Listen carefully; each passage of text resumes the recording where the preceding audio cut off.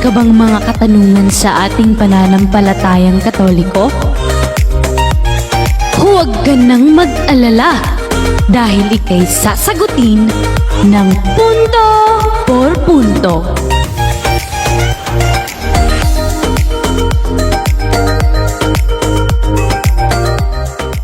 Mga kaibigan, magandang gabi! At kumusta po kayo? Sana nasa mabuti kayo ng kalagayan. Ito na, Father, panghuling hirit na talaga na tanong, pero nandito sa comment natin sa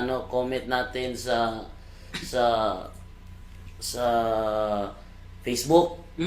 Ito po, Father, babasahin ko lang, ha. Yan. Last question. Last question na to. Napakahalaga eh. Ayaw kong palagpasin to eh. From Jolina Perez, sabi niya, katanungan lang po. You said po na powers of albularyo's came from preternatural world po ba yun? If then, bakit lagi po silang nagsisimba? Even receiving Holy Communion, teaching their patient na may sanggol who is terribly sick na go to church, pabinyagan nyo. Also teaching to put rosaries. Pero hindi po niya sinasabing magdasal ng rosaryo. But in fact, kapag may padasal po dito ng rosaryo, especially kung may patay, nandoon naman po yung kakilala kong albularyo. Magaling naman po silang makitungo. Kung tutuusin, parang sila pa nga po mismo yung masayahin, masisipag. Pero hindi daw nila magamot yung member ng pamilya, kaya humahanap po sila ng manggagamot like espiritista. And I heard from their own mouth din na napagaling daw po sila ng espiritista. And I also read po sa isang post ng Catholic page na may nagsimulang manggamot nung matapos ring gamutin. But sabi kasi nila noon, si Mama Mary daw po nagkaloob sa kanila. Sabi nung anak, saka napag-alaman ko din po yung ginagamit nilang itlog is inuulam po nila. Maybe if it is really came from Mary, then maybe baka it means of pagbibigay na rin ng ikabubuhay nila yung pag-uulam ng itlog. And kung titingnan, they really live in a humble house po, hindi marangya. Ewan ko po, nanlabo na po ata ako. Sa amin po kasi binibili ng pasyente nila yung itlog. Kaya curious lang ako. Pasensya na po. May gusto po akong masagot na katanungan. Na-i-share ko lang po yan. Are they occult po? All albularyo's po ba? O hindi naman lahat? Are they really come from God or not? Why? Bakit puro Latin din po ata yung mga panalangin nila? Gaya sa post sa FB at YouTube. Kapag magtatawas, ang binabanggit na orasyon doon is Latin kasi I tried to translate using Google. So, lalim pa der. Kung daw galing sa demonyo, bakit nag-a-advise na magsimba? Tumatanggap ng Holy Communion. Nagsasabi pa na maggamit kayo ng rosary. Ano pa yun? Ayun, sa pagkisagot pa der. Salamat kapatid Jolina Perez. Ito po ang ating paglilinaw patungkol dyan. So, yung mga advices niya ay maganda. At dapat natin malaman, yung mga kapatid natin ng mga albularyo ay hindi nila alam na they are deceived by the preternatural beings. Dahil yung mga preternatural beings, magpakita yon as angel of God, as Mama Mary, as the saints in heaven. So, kahit nga si Brother Jando ay pwede niyang gayahin. Yung pwede tawag na doppelganger. Doppelganger? So, kapag, kaya nga, dapat tayo magsuri, dapat dagdagan natin ang ating kaalaman patungkol dito para hindi tayo malinglang ng ating kaaway. Isa lang po ang ating kaaway, ang demonyo po. Sa katangunungan ng ating kapatid, bakit pa nag-promote ng rosaryo? Bakit ba sumasamba? Communion. Matanggap ng communion. So, galing talaga sa Panginoon ito. Marami din gumagaling sa kanila. isa sa mga pasyente natin, pumunta dito, si Ate Elvira. Anong apelido ni Ate Elvira? Hindi na ako sabi. Apelido ni Ate Elvira. Andito pa kanina. Nandito kanina. Yung nanay niya, yung lula niya ay albularyo. Isang espiritista. At very devotee sa Catholic. So, halos araw-araw ay sumasamba. At meron siyang specific devotion sa isang santo, ni Saint Vincent Ferrer. At pinakita pa niya yung buong ribulto na antique na ribulto ni Saint Vincent Ferrer. At meron akong patungkol dito. At siya po ay isa sa mga audience ko. At sabi niya, Father, paano po ba na maging galing sa demonyo ito? San Vicente Ferrer ang kanyang patron. At yung lula ko ay laging nagro-rosaryo. Mas marami pang rosaryo ang kanyang dinadasal sa pari. Mas madasalin pa siya sa pari. At Father, marami pong natulungan ang nanay ko. Nasabi ko sa kanya, yan po ang turo ng simbahan, hindi yun personal na turo. Hindi yun personal ko na opinion. It is an official teaching sa simbahan. So kung nagsasabi kami patungkol sa faith healer, nandyan po yan sa Catechism of the Catholic Church, Brother Jando. Atin yung hanapin mo, Brother Jando, about faith healer. So, 21:16. Natin ipakita, Brother Jando. Natin mo nang babasahin para mapakita natin na hindi talaga personal opinion ni Father Darwin itong lahat. Or ni Brother Jando. Basahin mo, Brother Jando? Sila mo na? Session na natin dito. Yung tungkol dito sa CCC 21:16. Yan. Tingnan natin dito. Yan. Sa dito, 21:16. Ito sinasabi sa 21:16. Mas maganda palakihin natin yung screen para mabasa ng mabuti. Ayan. Sabi ito sa Catechism of the Catholic Church 21:16. All forms of divination are to be rejected. Recourse to Satan or demons, conjuring up the dead, or other practices falsely supposed to unveil the future, consulting horoscopes. Pati horoscope, ha? Pati horoscopes, Father. Astrology. Yung yung zodiac signs, gano'n. Palm reading. Yung ano ba tawag ng palm reading sa Tagalog? Interpretation of omens and lots, the phenomena of clairvoyance, and recourse to mediums. Ito, spiritista to, mediums. All conceal a desire for power over time history, and in the last analysis, other human beings, as well as a wish to conciliate hidden powers. Ito, hidden powers. Anting-anting, kapangyarihan anting-anting. They contradict the honor and respect and loving fear that we owe to God alone. So, klaro-klaro mga kapatid, all forms of divination are to be rejected. Yes. Bakit po? Recourse to Satan or demons. Bakit talaga sa demonyo? Hindi ako nagsabi niyan. Ang official teaching ng simbahan, they contradict the honor and respect and loving fear that we owe to God alone. So saan tayo pupunta? Sa Diyos lamang. So kasali na dito yung mga spiritista, practices falsely proposed to unveil the future, yung mga mediums, yung mga as well as a wish to all conceal to desire for power over time, history, and in last analysis, other human beings, as well as a wish to conciliate hidden powers. So meron pang isa dito, Brother John, 21:17. Atin mo nang basahin. Sa 21:17. So, hindi talaga tayo ang sasabihin siya. Di ba naman 21:17 tayo? Nasa simbahan pa naman kayo. Oo. Judgmental kayo.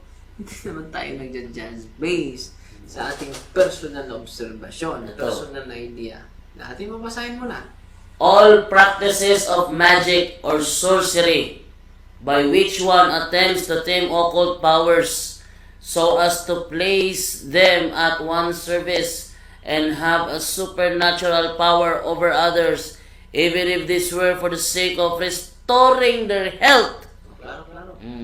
are gravely contrary to the virtue of religion.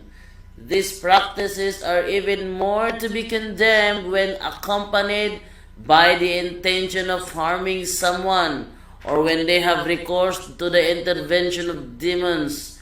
Wearing charms is also reprehensible. Spiritism often implies divination or magical practices. The Church, for her part, warns the faithful against it. Recourse to so-called traditional cures does not justify either the invocation of evil powers or the exploitation of another's credulity. Klaro, no? So, kahit pa, even if these were for the sake of restoring Their health. So, kitang-kita mga kaibigan. So, hindi talaga ako ang nagsasabi na bawal talaga yan. Mismo ang ating official na turo ng simbahan. So, patuloy natin si Ate Elvira na meron siyang lola. Ang kanyang lola ay manggagamot, albularyo. Ano matawag sa babaeng albularyo? Albularya. So, pinaniniwalaan talaga niya na yung kapangyarihan na tanggap ng kanyang lola ay galing sa Diyos.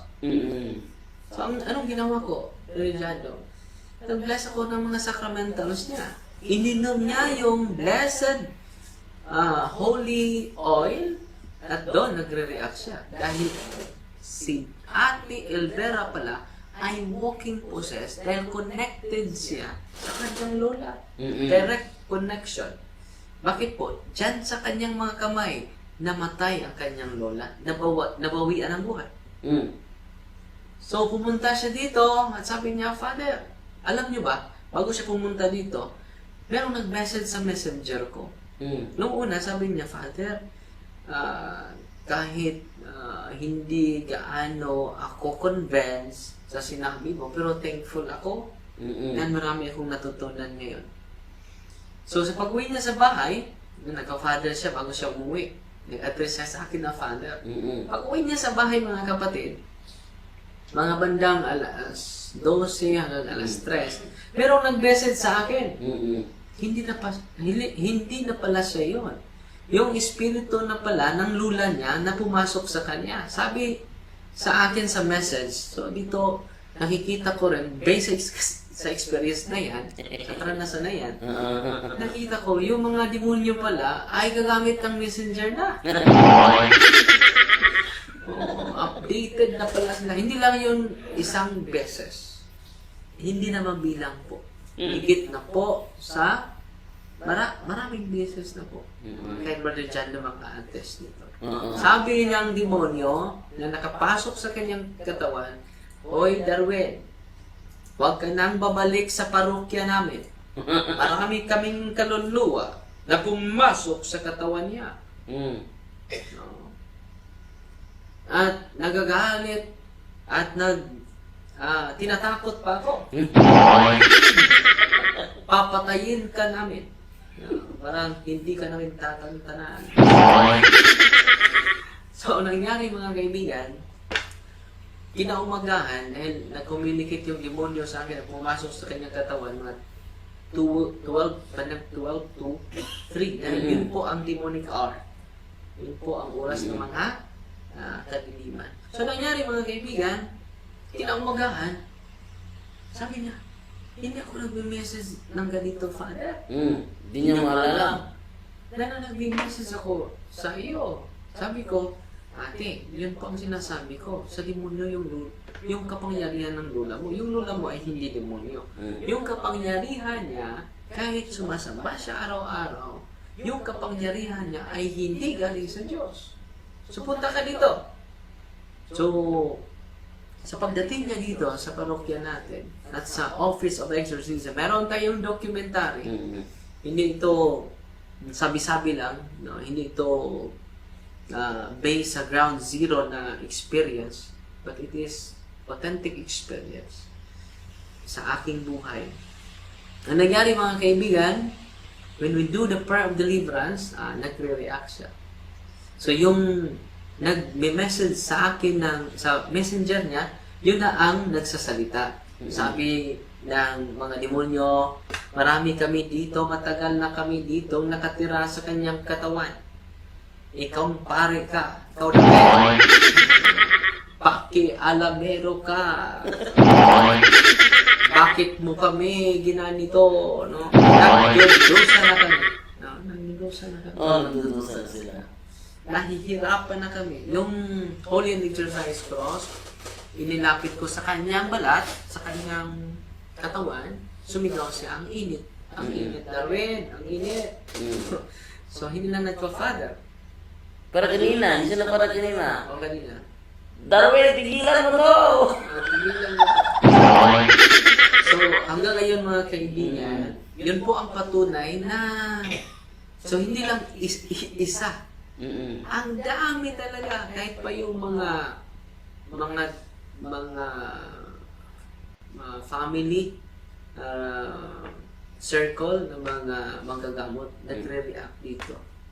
So kita niyo mga kaibigan, so 100% ako sigurado dahil ako po, ito po ang linya ko. Ito po ang specialization ko. So 100% po, bawal talaga pumunta sa albularyo. 100% po, no? Dapat tayo pumunta sa simbahan. Yung advice ng albularyo na magsamba ka, mabuti yun. Pero masama yun. Bakit? Hindi niya ina-advise na mag-confess ka. So marami sa atin, laging nag-receive ng communion without confession, sacrilege yun. Delikado po yun. So, communion, reception of the holy body, the body of Christ, without reconciliation is damnation. Delikado yun. Yung kaluluwa natin, atin muna babasahin Brother Jando. Ang 1 Corinthians chapter 11 verse 27 hanggang 31. 1 Corinthians chapter 11 verse 27 hanggang 31. Ito po ang sinasabi dito. Kaya ang sino ang kumakain ng tinapay at umiinom ng inumin ng Panginoon ng hindi karapat-dapat ay nagkakasala sa katawan ng dugo ng Panginoon. Kailangang suriin ng bawat isa ang kanilang sarili bago kumain ng tinapay at Kita dito, dapat magsuri. suri muna. Kapag hindi tayo magsuri, nagkasala tayo sa katawan at sa dugo ni Kristo. Ito po ay tinatawag na sacrilege. Patuloy, Brother Jando. Sapagkat ang sino mang kumain at uminom nito ng hindi pinapahalagahan ang katawan ng Panginoon ay nagdadala ng kaparusahan sa kanyang sarili. So, delikado kapatid na mag-encourage lang tayo ng pagsamba without confession. Pinarusahan natin ang ating sarili. Ano bang parusa, Brother Jando? At ito nga ang dahilan kung bakit marami sa inyo ang mahihina at may sakit at ang ilan ay namatay. So, tatlo pala ang parusa. Manghihina tayo at magkasakit tayo. Pangatlo, ito po, mamamatay tayo. So ano po ba ang kahulugan sa kamatayan dito? Hindi physical. Lahat naman tayo mamamatay. Spiritual death ang tinutukoy ni San Pablo. So ito po ay hatol sa sarili natin kapag lagi tayong nag-receive ng communion without the sacrament of reconciliation. Connected po yun. So communion without sacrament of reconciliation, delikado sa impyerno. But communion with reconciliation equals salvation po. So kita ninyo, parang totoo ang recommendation ng isang albularyo. magsamba ka. Pero hindi naman pinopromote kumplito. Magkumpisal ka, mangungumpisal ka. So dito sa simbahan, kumplito talaga para ma-prepare tayo spiritually sa pag-receive natin ng body of Christ. Hindi naman tayo worthy, di ba? Lahat naman tayo ang nagkasalanan. Ipatuloy natin ang pagbasa, Brother John. Hindi, tuloy po. Ito pong sinasabi dito sa sunod na talata. Sabi po rito, ngunit kung susuriin natin ang ating sarili, kung tama o mali ba ang ating mga ginagawa, hindi tayo parurusahan ng Diyos. So, klaro-klaro ha, kapag nagsusuri tayo sa ating sarili, hindi tayo parurusahan ng Diyos.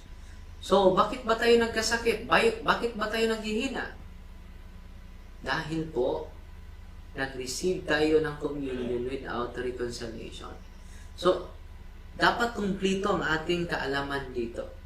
So, kung inyo itong dapat, kapag mag-meditate tayo, at atin itong isipin maigi, grabe no, maging busy ang pare, Brother Jando. Maging busy dahil ang mga tao ay laging lalapit sa kanila.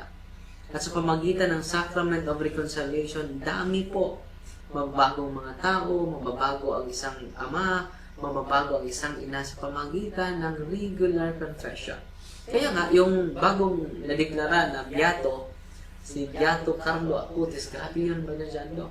Meron siyang kaibigang pare na every week, no, mag-confess siya. No. So, yung mga santo ay merong regular na visitation of the Sacrament of Reconciliation. Dahil po, para kang naliligo kapag mag-receive ka ng Sacrament of Reconciliation.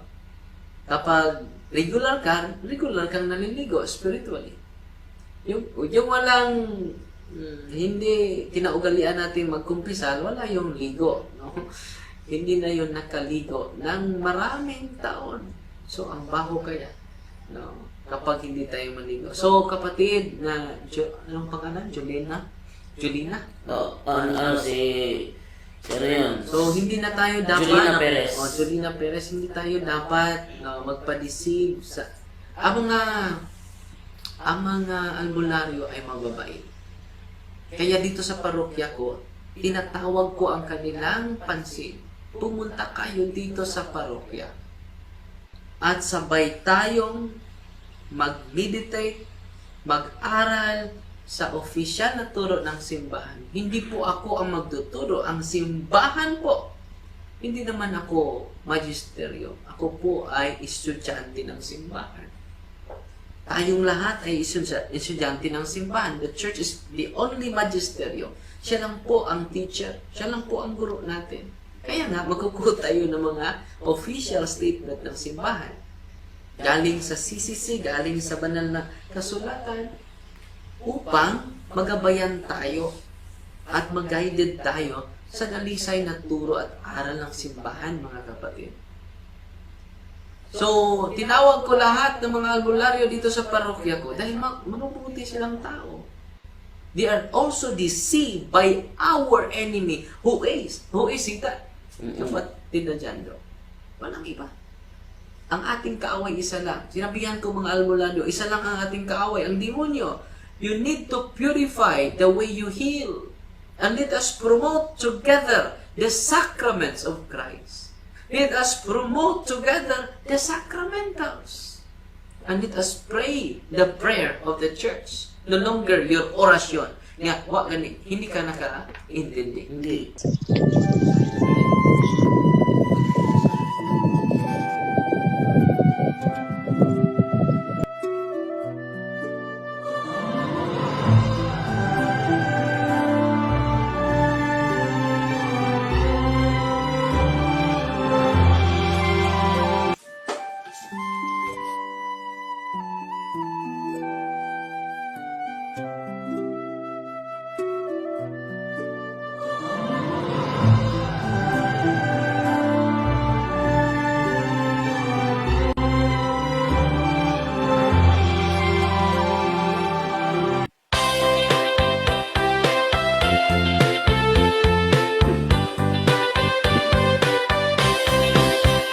Mabuti na lang merong punto por punto para Katoliko ay hindi na matunto. Kung ang topic na tungkol sa purgatorio, kukutyain nilang mga Katoliko. Kung may tanong kayo, huwag doon kay Soriano, dito lang kayo kay Father Gitgano para maliwanagan tungkol sa ating simbahan. Walang-wala na tayong pag-alinlangan, punta na tayo sa simbahan.